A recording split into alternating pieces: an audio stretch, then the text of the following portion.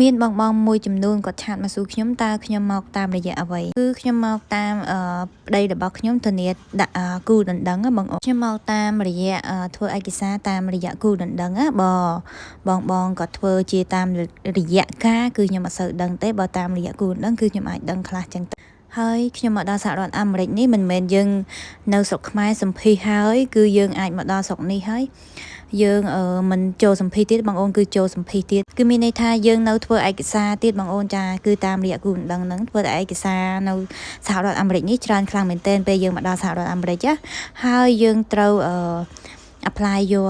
green card បងអូនហើយយើងក៏គេណាត់យើងទៅសម្ភាសបងអូនឥឡូវនេះគឺបងអូនអ្នកដែលមកតាមរយៈគូដណ្ដឹងបងអូនត្រូវត្រៀមចូលសម្ភាសនៅសហរដ្ឋអាមេរិកនេះម្ដងទៀតមិនមែនយើងចូលសម្ភាសតែនៅខ្មែរនឹងជាប់ហើយយើងមកដល់សហរដ្ឋអាមេរិកនេះយើងត្រូវតែមិនមែនចូលអត់សម្ភាសទៀតទេបងអូនគឺគេណាត់យើងទៅសម្ភាសម្ដងទៀតហើយយើងត្រូវត្រៀមអីខ្លះបងអូនចាគឺឥឡូវ